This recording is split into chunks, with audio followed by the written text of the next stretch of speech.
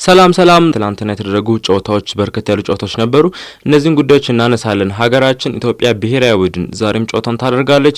ምሽት 6 ሰዓት ሲል ግብጽን የምትገጥም ይሆናል። ከዚህም ጋር ተያይዞ አንዳንድ ጉዳዮችን ለማንሳት እንሞክራለን።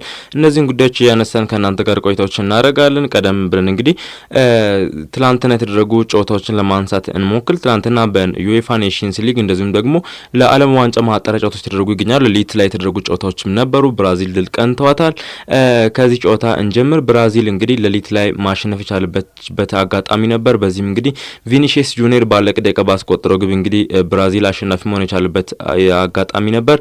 ለሊት የተደረገ ጨዋታ ነው። በዚህ ጨዋታ እንግዲህ ብራዚል ኮሎምቢያን ገጥማ ነበር። 2-1 በሆነ ውጤት ነው ማሸነፍ የቻለችው። 99ኛ ደቂቃ ላይ ነበር ሁለተኛውን ግብ ቪኒ ማስቆጠር የቻለው ለብራዚል እንግዲህ ባለቀ ሰዓት ባስቆጠረው ግብ ብራዚል አሸናፊ መሆን ችላለች።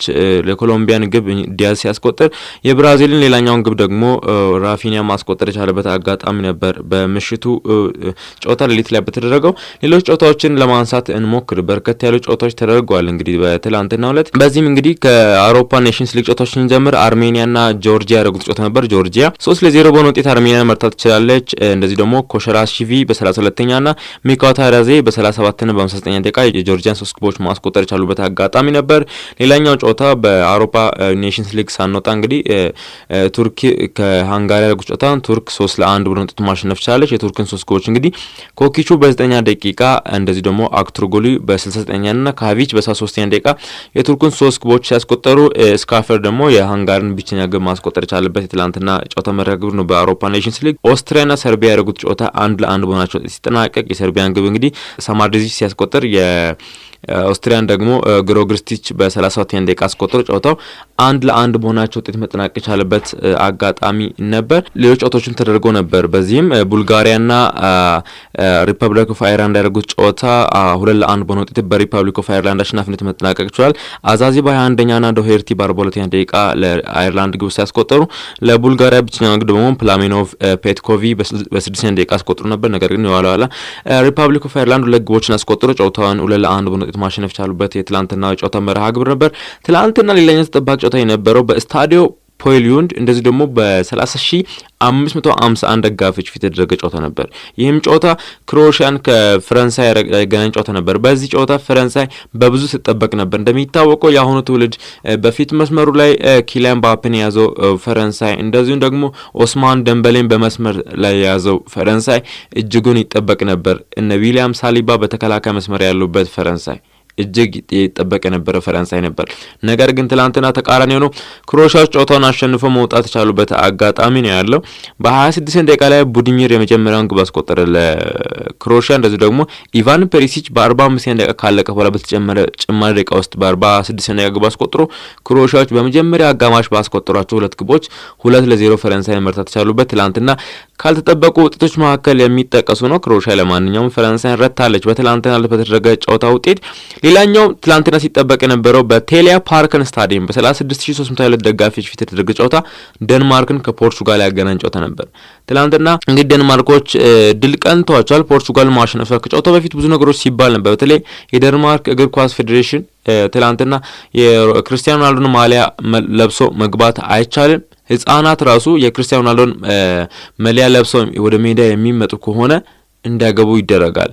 ኢቨን በዴንማርክ ደጋፊዎች በሚቀመጡበት ሳይድ ሆኖ ሮናልዶን ማድነቅ ወይንም መደገፍ ፖርቹጋልን መደገፍ ከስታዲየም ያስባራል የሚሉ ጎች እንግዲህ ወጥተው ነበር። ለማንኛውም ትላንትና ደንማርኮች እድለኞች ነበሩ።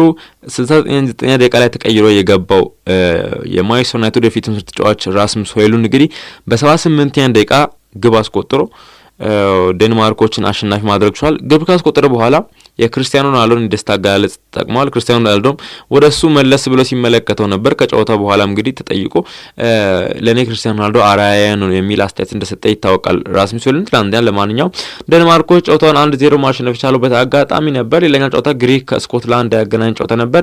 ትላንትና ሌላኛው የቀድሞ ማንቸስተር ዩናይትድ ተጫዋች አሁን በናፖሊ በጥሩ ጊዜ ያሳለፈ የሚገኘው ስኮት ማክቶሚኒያ በ33ኛ ደቂቃ በፍጹም ቅጣት ምት ግብ አስቆጥሮ ስኮትላንዶች ጨዋታውን 3-1 1-0 በሆነ ውጤት መርታት የቻሉበት አጋጣሚ ነበር። ግሪክን አሸንፈዋል ትላንትና።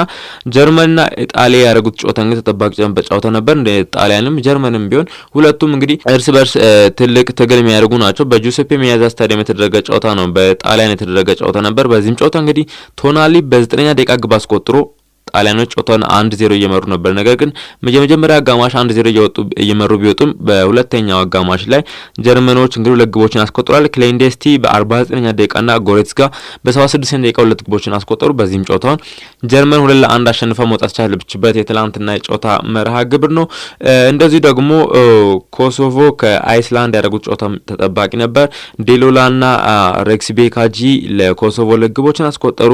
እንደዚህ ደግሞ ኦስካርሰን ለአይስላንድ ብቸኛውን ግብ አስቆጥሮ ኮሶቮዎች ጨዋታውን 2-1 ማሸነፍ የቻሉበት አጋጣሚ ነበር። ተጠባቂ ጨዋታ የነበረው ሌላኛው ሆላንድ ነው ወይንም ኔዘርላንድን ከስፔን ያገናኝ ጨዋታ ተጠባቂ ጨዋታ ነበር ትላንትና።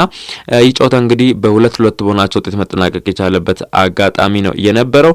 በስፔን በኩል እንግዲህ ኒኮ ዊሊያምስ በ9ኛ ደቂቃ የመጀመሪያውን ግብ አስቆጥሮ ስፔኖች እንግዲህ ጨዋታውን 1-0 እየመሩ ነበር፣ ግን እስከ 28ኛ ደቂቃ ብቻ ነበር። ጋክፖ በ28ኛ ደቂቃ ኔዘርላንድን አቻ ማድረግ የቻለችው ግብ አስቆጠረ። ጨዋታው የመጀመሪያ አጋማሽ አንዳቻ ቢጠናቀቅም በሁለተኛው አጋማሽ ገና ጨዋታው እንደተጀመረ ሬጂደንስ በኔዘርላንድ በኩል ግብ አስቆጥሮ ጨዋታው 2-1 በኔዘርላንድ መሪነት መቀጠል ችሎ ነበር። ነገር ግን ሃቶን በ81ኛ ደቂቃ በቀይ ካርድ አጡ ኔዘርላንዶች። በቀይ ካርድ እሱን ካጡ በኋላ እንግዲህ በ12 ደቂቃዎች ልዩነት በ93ኛ ደቂቃ ላይ ሚካኤል ሜሪኖ ግብ አስቆጠረ። በዚህም ስፔን እንግዲህ ነጥብ ይዛ መውጣት ቻለች። ጨዋታው 2-2 በሆናቸው ውጤት መጠናቀቅ የቻለበት አጋጣሚ ነው የነበረው። ስሎቫኪያና ስሎቬኒያ ያደረጉት ጨዋታ ያለምንም ግብ 0-0 መጠናቀቅ የቻለ ጨዋታ ነበር። ሌላኛው ያልተጠበቀ ውጤት የተመዘገበበት ጨዋታ ቢኖር እንግዲህ ዩክሬን በሜዳዋ እንግዲህ ቤልጅየምን ማሸነፍ ቻለች። አሁን ላይ እንዴት ነው የቤልጅየም ትውልድ እንግዲህ ብዙዎች አስተያየት እንደሚሰጡ የቤልጅየም ወርቃማ ትውልድ የነበረው እንግዲህ አብቅቶለታል የሚሉ በብዙ ሲተች ነበር። የቤልጅየም ብሔራዊ ቡድን እነ ኤድን ሃዛርድን ይዞ የነበረው የቤልጅየም ስብስብ እንግዲህ አሁን አብቅቶለታል የሚል እነ ኬቪን ደብሩይነ የነበሩበት አሁን ላይ እንግዲህ ደካማውን ቤልጅየም ተመለከትን እንገኛለን። በዚህም እንግዲህ ዩክሬን ጨዋታውን 3-1 በሆነ ውጤት ማሸነፍ የቻለችበት አጋጣሚ ነው የነበረው። በዚህም የዩክሬን ማሸነፊያ ግቦች እንግዲህ ሁስሊክ በ66ኛ ደቂቃ፣ ቫናቲ በ73ኛና ዛባሪኒ በ78ኛ ደቂቃ አስቆጠሩ። የቤልጅየምን ብቸኛው ግብ እንግዲህ ሮሜሉ ሉካኩ በ40ኛ ደቂቃ አስቆጥሯል። ቤልጅየም የመጀመሪያ አጋማሽ እየመራች ነው የወጣችው። ከዛ ደግሞ እስከ 66ኛ ደቂቃ ድረስም ቤልጅየም 1-0 ጨዋታውን እየመራች ነበር። የኋላ 3 ግቦችን አስቆጥራ እንግዲህ ዩክሬን ቤልጅየምን ማሸነፍ ችላለች። ሌላኛው ጨዋታ በአሜሪካ በደቡብ አሜሪካ በማጣሪያ ጨዋታዎች ነበሩ። የዓለም ዋንጫ ለማለፍ የሚደረጉ ጨዋታዎች ነበሩ። ፓራጓይ 1-0 ቺሊን ማሸነፍ የቻለችበትም ትላንትናው ለዓለም ዋንጫ ለማለፍ የተደረጉ የደቡብ አሜሪካ ጨዋታዎች መካከል አንደኛው። ሌላኛው ሌሊት ላይ የተደረገው ብራዚል ኮሎምቢያን ያሸነፈችበት ጨዋታ ነበር። ዛሬም ጨዋታዎች ቀጥሎ ይደረጋሉ። ለዓለም ዋንጫ ለማለፍ የሚደረጉ ጨዋታዎች ቀጥሎ ይደረጋሉ። በኤዥያም ከሚደረጉ ጨዋታዎች መካከል እንግዲህ የሚጠቀሱ አሉ። ነገር ግን ጨዋታዎችን ለማንሳት እንሞክር። ቀድመን በኤዥያ የተደረጉ ጨዋታዎች ነበሩ ትላንትና። በዚህም ኦስትሪያ ከኢንዶኔዥያ ያደረጉትን ጨዋታ ኦስትሪያ 5-1 በሆነ ውጤት ኢንዶኔዥያን አሸንፋለች። ጃፓን ትላንትና ባህሬንን እንግዲህ 2-0 መርታት ቻለች። ኮሪያ ሪፐብሊክ ኦማን ጋር ያደረጉት ጨዋታ 1-1 በሆናቸው ውጤት ሲጠናቀቅ ኢራን እና ዩናይትድ አረብ ኤሚሬትስ ያደረጉት ጨዋታ በኢራን 2-0 አሸናፊነት መጠናቀቅ ችሏል። ኡዝቤኪስታን እና ካዛኪስታን ያደረጉት ጨዋታ ነበር። በኡዝቤኪስታን 1-0 አሸናፊነት መጠናቀቅ ሲችል ኢራቅና ኩዌት ያደረጉት ጨዋታ 2-2 በሆነ አቻ ውጤት መጠናቀቅ የቻለበት በኤዥያ ከተደረጉ መርሃ ግብሮች መካከል አንደኛው ነው። እንደዚሁ ደግሞ ጆርዳንና ፊሊስጤም ያደረጉት ጨዋታ ነበር። ጆርዳን እንግዲህ 3-1 በሆነ ውጤት ፊሊስጤሞችን ማሸነፍ ችሏል። ኳታርና ኮሪያ ያደረጉት ጨዋታ ነበር። ኳታሮች 5-1 በሆነ ውጤት ጨዋታውን ማሸነፍ ችሏል።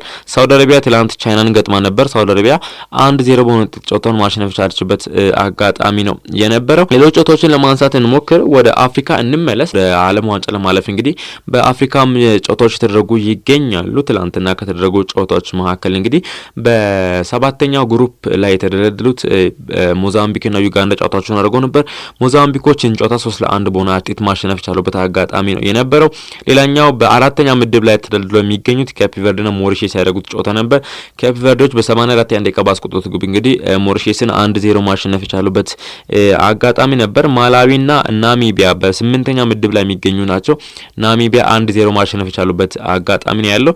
በኢትዮጵያ ምድብ የሚገኙት እንግዲህ ሴራሊዮንና ጊኒ በመጀመሪያ ምድብ ተደልድለው ይገኛሉ። ሴራሊዮንና ጊኒ እንደሚታወቀው ዛሬ ኢትዮጵያ ብሔራዊ ቡድን ከግብጽ ጨዋታውን ታደርጋለች። ከዛ ቀድሞ የተደረገ ጨዋታ ነው ይህ ትላንትና የተደረገው ሴራሊዮን ከጊኒ ቢሳው ያደረጉት ጨዋታ። ሴራሊዮን እንግዲህ አሁን ላይ ነጥቧን ከፍ ማድረግ ቻለበት አጋጣሚ ነው የተመዘገበው። ሴራሊዮኖች እንግዲህ ጊኒ ቢሳውን 3-1 በሆነ ውጤት ማሸነፍ ቻሉበት አጋጣሚ ነበር። ትላንትና ዚምባብዌና ቤኒን ያደረጉት ጨዋታ በሶስተኛ ምድብ የሚገኙ ክለብ ሀገራት ናቸው እነዚህ። ዚምባብዌም 2-2 በሆናቸው ውጤት ጨዋታውን ማጠናቀቅ ቻለችበት አጋጣሚ ነበር። ጋቦንና ሲሼልስ ያደረጉት ጨዋታ እነዚህም በስድስተኛ ምድብ የሚገኙ ናቸው። ጋቦን 3-0 በሆነ ውጤት ሲሼልስን ማሸነፍ ችላለች። ጋምቢያና ኬንያ ያደረጉት ጨዋታም ተጠባቂ ጨዋታ ነበር። ጋምቢያ እንግዲህ 3-3 በሆነ ውጤት ከኬንያ ጋር ጨዋታውን ጨርሳለች። ጋምቢያ እንግዲህ እንደሚታወቀው በጣም ትንሽ ሕዝብ ያላት ሀገር ናት።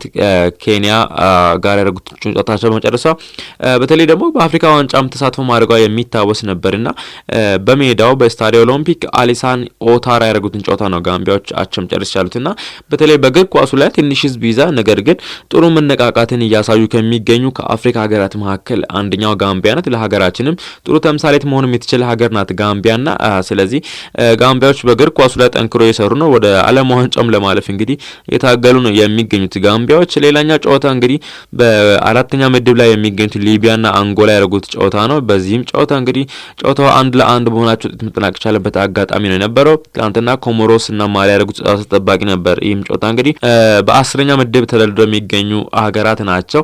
እንደሚታወቀው ኮሞሮስም እንደ ጋምቢያ ሁሉ ጥሩ የሚባል በእግር ኳሱ ላይ ለውጥ እያመጣች ነበረች ሀገር ነበረች። ትላንትና ግን በስቴዲየም ሙኒሲፓል ዲበርካኒ ያደረጉት ጨዋታን ማሸነፍ አልቻሉም። በማሊ 3-0 በሆነ ውጤት ሽንፈት ደርሶባቸዋል ኮሞሮስ ትላንትና በሀገራቸው ያደረጉትን ጨዋታ። እንደዚሁም ዛሬ ጨዋታዎች ቀጥሎ ይደረጋሉ። በአውሮፓ ከሚደረጉ ጨዋታዎች መካከል እንግዲህ ለአውሮፓ ዋንጫ ለማለፍ የሚደረጉ ጨዋታዎች ይደረጋሉ። በዚህም እንግዲህ ሲፕረስ ከሳኒ ማሪኖ ጨዋታቸውን ያደርጋሉ ዛሬ ምሽት 5 ሰዓት ሲል። ሌሎች ጨዋታዎችም ይደረጋሉ። አንዶራ ከላቲቪያም ጨዋታቸውን ያደርጋሉ። እንግሊዝና አልባኒያም ጨዋታቸውን የሚያደርጉ ነው የሚሆነው። ማልታ ከፊንላንድ፣ ፖላንድ ከሉታኒያ ዛሬ የሚደረጉ ጨዋታዎች ናቸው። ሮማኒያም ከቦስኒያ ሄርዞጎቪና የሚያደርጉት ጨዋታ የሚጠበቅ ጨዋታ ነው የሚሆነው። እንደዚህ ደግሞ ዓለም አቀፍ ወዳጅነት ጨዋታዎች ታይላንድ ከአፍጋኒስታን የሚያደርጉት ጨዋታ ይጠበቃል። እንደዚሁም ዛሬ ከሚጠበቁ ጨዋታዎች መካከል ዩራጋይ ከአርጀንቲና የሚያደርጉት ጨዋታ ይጠበቃል። በተለይ በአርጀንቲና በኩል ያለ ሊዮኔል ሜሲ የሚጫወቱት አርጀንቲናዎችም ወደ ዩራጋይ አቅንተው እንግዲህ ከዩራጋይን የሚገጥሙበት ጨዋታ የሚጠበቅ ጨዋታ ነው የሚሆነው። ሌሎች ጨዋታዎችም ቀጥሎ ይደረጋሉ። አፍሪካ ሀገራት ለዓለም ዋንጫው ለማለፍ የሚያደርጉት ጨዋታ የሚጠበቅ ጨዋታ አለ። ከነዚህ ጨዋታዎች መካከል ቦትስዋና ከአልጄሪያ ጨዋታቸውን ያደርጋሉ። ኢኳቶሪያል ጊኒ ከሳኦ ቶሜ ፕሪንሲፔ ጨዋታቸውን ያደርጋሉ። ቡርኪና ፋሶ ከጅቡቲ ጨዋታቸውን ያደርጋሉ። በኢትዮጵያ ምድብ የሚገኙ ሀገራት ናቸው ቡርኪና ፋሶና ጅቡቲ። ትናንትና ሴራሊዮን ጊኒ አሸንፋለች። ዛሬ ደግሞ ቡርኪና ፋሶ ከጅቡቲ ጨዋታቸውን ያደርጋሉ። በኢትዮጵያ ምድብ የሚገኙት ዲሞክራቲክ ኮንጎ ከደቡብ ሱዳን ጋር ጨዋታቸውን ያደርጋሉ። እንደዚህ ደግሞ ሩዋንዳና ናይጄሪያ ጨዋታቸውን ያደርጋሉ። ደቡብ አፍሪካ ከሌሶቶም ጨዋታቸውን የሚያደርጉ ነው የሚሆኑት። እንደዚሁም ቡሩንዲ ከአይቮሪ ኮስት ጨዋታቸውን ያደርጋሉ። ጋና ከቻድ ጨዋታቸውን ያደርጋሉ። ኢትዮጵያና ግብጽም ጨዋታቸውን ያደርጋሉ። ምሽት 6 ሰዓት ወደዚህ ጨዋታ እንመለስበታለን። ጊኒና ሶማሊያ ጨዋታቸውን ያደርጋሉ። ኒጀር ከሞሮኮም ጨዋታቸውን የሚያደርጉ ነው የሚሆኑት። ስለ ኢትዮጵያ ብሔራዊ ቡድን የተወሰነ ነገር ለማንሳት እንሞክር። በዚህ ምድብ በመጀመሪያ የደረጃ ሰንጠረዡን ለማንሳት እንሞክር። 4 ጨዋታዎች ተደርገዋል። እንግዲህ አሁንም ግብጽ እንግዲህ ይህን ምድብ እየመራች ነው የምትገኘው። ኢትዮጵያ በምትገኝበት በምድብ 1 ላይ የተደረዱት ኢትዮጵያና ግብጽ እንግዲህ ዛሬ ጨዋታቸውን እንደሚያደርጉ ይታወቃል። ነገር ግን ግብጽ በ10 ነጥቦች ይህን ምድብ እየመራች ነው የምትገኘው። ሴራሊዮንን ትከተላለች። ነገር ግን ሴራሊዮን ላይ በ5 ጨዋታዎችን ማድረግ ታለች። ምክንያቱም ትላንትና ሴራሊዮንና ጊኒ ቢሳው 2 እና 3 ላይ ተቀምጧል። ነገር ግን ሁለቱም ብሔራዊ ቡድናት እንግዲህ 5 ጨዋታዎችን አድርጓል። 8 እና 6 ነጥብ አላቸው። ትላንትና ሴራሊዮን ጨዋታ ከማድረጋው በፊት ከጊኒ ቢሳው ደረጃ አንሳ ነበር ተቀመጠችው። 3ኛ ደረጃ ላይ ነበረች የተቀመጠችው። ነገር ግን ትላንትና ማሸነፍ ከቻለች በኋላ ሁለተኛ ከፍ ብላለች። ኢቭን በቡርኪና ፋሶ ላይ ተበልጣ ነበር ባላት በጎል ክፍያ 4ኛ ነበረች። አሁን ላይ ግን ቡርኪና ፋሶ ነው ወደ 4 መሄድ የቻለችው። ሴራሊዮን 8 ነጥቦችን ሰብስባለች። አንድ ጨዋታ ብልጫ ቢኖራትም ከግብጽ እንግዲህ በ2 ነጥቦች ብቻ ርቃ እንግዲህ ሁለተኛ ደረጃ ላይ ተቀምጣ ነው የምትገኘው። ጊኒ ቢሳው በአንጻሩ 6 ነጥቦችን ሰብስባ 3ኛ ደረጃ ላይ ተቀምጣ ነው የምትገኘው። ቡርኪና ፋሶ 5 ነጥቦችን ሰብስባ 4ኛ ናት። ኢትዮጵያ ደግሞ 3 ግብዳዎችን ይዛ 3 ነጥቦችን ይዛ 5ኛ ናት። ጅቡቲ 1 ነጥቦችን ይዛ 6ኛ ደረጃ ላይ ተቀምጣ ነው የምትገኘው። ስለዚህ ዛሬ የሚደረገው ጨዋታ ተጠባቂ ነው የሚሆነው። ኢትዮጵያ ከግብጽ ምሽት 6 ሰዓት ላይ በሞሮኮ የሚደረግ ጨዋታ ነው የሚሆነው። ኢትዮጵያ ብሔራዊ ቡድን እንግዲህ ዛሬ ለሚያደርገው የሞሮኮ ጨዋታ በምሽት 6 ሰዓት ሲል የሚደረግ ጨዋታ ነው የሚሆነው። ትላንትናም እንግዲህ ምሽት 7 ሰዓት ሲል ጨዋታውን በሚያደርግበት በሞሮኮ በሚገኘው ላርቢ ዛውሊ ስታዲየም እንግዲህ የመጨረሻ ልምምዳቸውንም አከናውነዋል። እንደሚታወቀው ዛሬ ምሽት 6 ሰዓት ላይ ለሚደረጉ ጨዋታ ኢትዮጵያ ብሔራዊ ቡድን አረንጓዴ ማሊያ፣ ቢጫ ቁምጣና ቀይ ካሶቶኒ አድርጎ እንደሚገቡ ይጠበቃል። ተጋጣሚያችን ግብጽ ደግሞ ቀይ ማሊያ፣ ነጭ ቁምጣና ጥቁር ካሶቶኒ ለብሰው ወደ ሜዳ እንደሚገቡ መረጃዎች ይወጡ ይገኛል። ኢትዮጵያ እግር ኳስ ፌዴሬሽን ያስነበበው መረጃ ያመላክታል። ስለዚህ ዛሬ የሚጠበቅ ጨዋታ ነው የሚሆነው። ምናልባትም ኢትዮጵያ ከግብጽ በምታደርገው ጨዋታ ምን ይገጥማት ይሆን? በተለይ በኢትዮጵያ ብሔራዊ ቡድን በኩልም አቡበከር ናስር እንግዲህ ከረጅም ጊዜ ኢትዮጵያ ብሔራዊ ቡድን ከሰጠው ግልጋሎት በኋላ ተመልሶ ጨዋታውን ያደርጋል ይመስለኛል ካልተሳሳትኩ።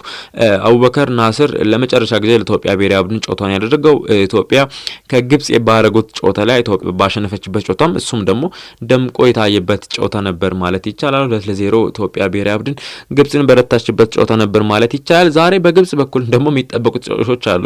በተለይ በግራና በቀኝ ኦማር ማርሙሽ ከሞሐመድ ሳላ የሚጠበቅ ጥምረት ነው የሚሆነው። አንደኛው በግራ አንደኛው በቀኝ። ታዲያስ እነዚህን ተጫዋቾች ሁለቱን በእንግሊዝ ላይ እየገነኑ የሚገኙት አንደኛው በማንቸስተር ሲቲ አንደኛው በሊቨርፑል እየገነኑ ያሉ ተጫዋቾችን በኢትዮጵያ ብሔራዊ ቡድን በኩል ማን ያቆማቸዋል የሚለው የብዙዎች ጥያቄ ነው የሚሆነው። በእርግጥ አሰልጣኝ መሳይ ተፈሪ ኦማር ማርሙሽና መሐመድ ሳላን ለማቆም እንግዲህ እነሱን ለማስቆም ተዘጋጅተናል የሚል አስተያየት እንደሰጡ ይታወቃል በጋዜጣዊ መግለጫቸው ላይ። ታዲያ ይህ ነገር እውን ሜዳ ላይ ወርዶ እንመለከታለን ወይስ ምን ይፈጠራል የሚለው ዛሬ ምሽት 6 ሰዓት ሲል የሚጠበቅ ጨዋታ ነው የሚሆነው ኢትዮጵያ ከግብጽ ብሔራዊ ቡድን። ስለዚህ ይህን ጨዋታ በዚሁ ገታ እናድርገው። ስለዚህ ጨዋታና ወደ አንዳንድ ዝውውር ነክ ጉዳዮች እናምራ። በዝውውሩም እንግዲህ የተለያዩ ጉዳዮች የተነሱ ይገኛሉ። አሁን ላይ ማንቸስተር ዩናይትድ እንግዲህ ተጫዋች ለማስፈረም እያሰቡ ይገኛሉ። በተለይ ጀራርድ ብራንዛዊት 22 ዓመቱ ላይ የሚገኘው በኤቨርተን ቤት እንግዲህ ጥሩ ቆይታዎችን እያደረገ የሚገኘው ተከላካይ መስመር ተጫዋቹ እንግዲህ በብዙ ክለቦች የተፈለገ ነው የሚገኘው ማለት ይቻላል። እንደሚታወቀው ከካርሎ አንቸሎቲ ጋርም የሰራ ተጫዋች በመሆኑ አሁን ላይ ካርሎ አንቸሎቲ ይህን ተጫዋች እንግዲህ ማስፈረም እንደሚፈልግ መረጃዎች ወጡ ይገኛሉ። በተለይ ማድሪድም ተጫዋቹን እያሳደሩ ነው የሚገኘው። አሁን ላይ ማንቸስተር ዩናይትድን ተጫዋቹን እንደማስፈረም ፍላጎት አላቸው። ነገር ግን ጀራርድ ብራንዛዊት ዩናይትድን ሊመርጥ የሚችለው ዩናይትድ የአውሮፓ ሻምፒዮንስ ሊግ ተሳትፎን የሚያገኝ ከሆነ እንደሆነ መረጃዎች ወጡ ይገኛሉ። እንደሚታወቀው ማንቸስተር ዩናይትድ አሁን ባለበት ደረጃ ምናልባትም የኮንፈረንስ ሊግ ወይንም የአውሮፓ ሊግ ተሳትፎ ሊያገኝ ይችላል። እሱም አጠራጣሪ በሆነ ምክንያቱም አሁን ላይ ወደ 8 ነጥብ ልዩነቶች ርቆ ነው የሚገኘው ከአውሮፓ መድረክ ከሚሳተፉ ክለቦችና ምናልባትም እሱን ሊያገኝ ይችላል። ካልሆነ ግን የሻምፒዮንስ ሊግ ተሳትፎን ሊያገኝ የሚችለው ማንቸስተር ዩናይትድ አሁን ላይ ሩብ ፍጻሜውን እንደተቀላቀለ ይታወቃል በአውሮፓ ሊግ ጨዋታዎች ላይ። ስለዚህ የአውሮፓ ሊግ ሻምፒዮን የሚሆነው ክለብ በቀጣይነት በአውሮፓ ሻምፒዮንስ ሊግ እንደሚሳተፍ ይታወቃል። ስለዚህ ይህን እድል ተጠቅሞ ማንቸስተር ዩናይትድ ምናልባት ሻምፒዮንስ ሊግ ተሳትፎ የሚያገኝ ከሆነ ጀራርድ ብራንዛዊትን ለማስፈረም እድል ይኖራል ተብሎ ይጠበቃል። አስቶን ቪላዎች እንግዲህ አሁን ላይ የማንቸስተር ዩናይትዱን የፊት መስመር ተጫዋች ማርከስ ራሽፎርድን 27 ዓመቱ ላይ የሚገኘውን በውሰት ውል እንግዲህ በአስቶን ቪላ ቤት እንደሚገኝ ይታወቃልና እድሉን ካገኙ አስቶን ቪላዎች ተጫዋቹን በቋሚነት ለማስፈረም እቅድ እንዳላቸው መረጃዎች ወጡ ይገኛሉ። በተለይ 40 ሚሊዮን ፓውንድ ማቅረብ የሚችሉ ከሆነ ምናልባትም ተጫዋቹን በቋሚነት ለማስፈረም እድል እንዳላቸው መረጃዎች ወጡ ይገኛሉ። ሊቨርፑሎች እንግዲህ አሁን ላይ ተጫዋቹን ለማቆየት እንግዲህ እያሰቡ እንደሆነ መረጃዎች እየወጡ ይገኛሉ። እርግጠኛም ነን እያሉ ነው የሚገኙት። በተለይ ሞሐመድ ሳላ 32 ዓመት ላይ የሚገኘውን ግብጻዊውን የፊት መስመር ተጫዋችና እንደዚህ ደግሞ በኔዘርላንድ ቤት የምናውቀውን ተከላካይ መስመሩን ተጫዋች ቨርጅል ቫን ዳይክን እንግዲህ 33 ዓመቱ ላይ ይገኛል። ለዚህ ሁለቱም ተጫዋቾች እንግዲህ አዲስ ኮንትራት ለመስጠት እያሰቡ እንደሆነ መረጃዎች ወጡ ይገኛሉ። ከኛም ወጥተው አይሄዱም በማለት እርግጠኛ ሆነው እያወሩ ነው የሚገኙት። ማንቸስተር ዩናይትድ እንግዲህ የቦሩሲያ ዶርትመንዱን የጀርመናዊውን መሃል ሜዳ ተጫዋች ፊሊክስ ኒሜቻን ለማስፈረም እንግዲህ እያሰቡ ነው የሚገኙት። 24 ዓመቱ ላይ የሚገኘው ፊሊክስ እንግዲህ አሁን ላይ የተፈለገ ነው የሚገኘው በማንቸስተር ዩናይትድ። ምናልባትም 40 ሚሊዮን ፓውንዶችን ለቦሩሲያ ዶርትመንድ የሚያቀርቡ ከሆነ ማንቸስተር ዩናይትድ ተጫዋቹን ለማስፈረም እድል እንደሚኖራቸው መረጃዎች ወጡ ይገኛል። ሊቨርፑል እንግዲህ አሁን ላይ በአርቢ ሌቪሹ በኔዘርላንድ የመሃል ሜዳ ተጫዋች ጃቪ ሲሞኔ 21 ዓመቱ ላይ የሚገኙ ተጫዋች እንግዲህ ለማስፈረም እያሰቡ ይገኛሉ። ወደ 80 ሚሊዮን ዩሮ ወይም ወደ 37 ሚሊዮን ፓውንዶችንም ለዚህ ተጫዋች ለማስፈረም ለመስጠት እንዳሰቡ መረጃዎች በስፋት እያወጡ ነው የሚገኙት። ኒውካስትሎች አሁን ላይ እንግዲህ በቦርንማውዝ ቤት የምናውቀውን ስፔናዊን ተከላካይ ዲን ሆጅሰንን ለማስፈረም እንግዲህ ጥያቄዎችን እያቀረቡ ይገኛሉ። ትላንትና ተቀይሮ እንደገባ ይታወሳል። ዲን ሁይሰን ትላንትና ስፔን ባደረገችው ጨዋታ ከኔዘርላንድ ጋር አሁን ላይ የተጫዋች እንግዲህ ኒውካስትሎች ታርጌት አድርገው የሰሩ ይገኛል። በእርግጥ ዲን ሃጅሰንን ለማስፈረም እንግዲህ ሪያል ማድሪድን ጨምሮ ገና ወጣት ተከላካይ መሆኑን አስመልክቶ ብዙዎች እየፈለጉት ይገኛሉ። ታዲያስ የሃጅሰን ማረፊያ የት ሊሆን ይችላል የሚለው በቀጣይነት የሚታወቅ ነው የሚሆነው።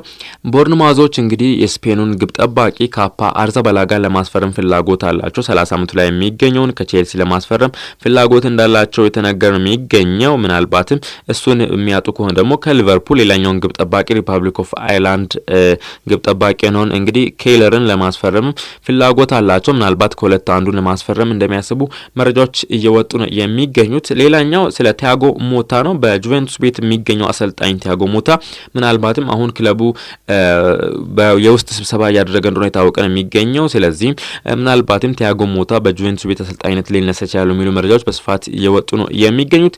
አርሰናል፣ ሊቨርፑልና ቼልሲ አሁን ላይ ተጫዋች ለማስፈረም እያሰቡ ነው የሚገኙት። በተለይ በአያክስ ቤት የሚገኘውን ተከላካይ መስመር ተጫዋቹ ኔዘርላንዳዊን ተከላካይ እንግዲህ ጆሬል ሃቶን ለማስፈረም ፍላጎት አላቸው። ትላንትና በቀይ ካርድ የተሰናበተ ተጫዋች እንደሆነ ይታወቃል። ጆሬል ሃቶ 19 ዓመቱ ላይ ይገኛል። አሁን ላይ እንግዲህ ምናልባትም ተጫዋቹ ሪያል ማድሪድን ፍላጎት ስላለው አርሰናል፣ ሊቨርፑልና ቼልሲ ማስፈረም የማይችሉ ከሆነ ሪያል ማድሪድ ተጫዋቹ ፈላጊ እንደሆነ መረጃዎችን በስፋት እየወጡ ነው የሚገኙት። ሊቨርፑል ላይ እንግዲህ አሁን ላይ ወደ 100 ሚሊዮን ፓውንድ ለማውጣት እንደተዘጋጀ መረጃዎች እየወጡ ይገኛሉ። ምክንያቱም የፊት መስመር 9 ቁጥር አጥቂ ለማምጣት እንግዲህ እንደሚታገሉ መረጃዎች እየወጡ ይገኛሉ። አሁን ላይ ዩራጋዩን የፊት መስመር ዳርዊን ኑኔዝን 25 ዓመቱ ላይ የሚገኘውን በክረምቱ ይሸጡታል ተብሎ ይጠበቃል። በተለይ ሉዊስ ዲያዝንም ጨምሮ ሁለቱን ተጫዋቾች በመሸጥ እንግዲህ አንድ ሁነኛ አጥቂ 9 ቁጥር አጥቂ ያመጣሉ ተብሎ ነው የሚጠበቀው።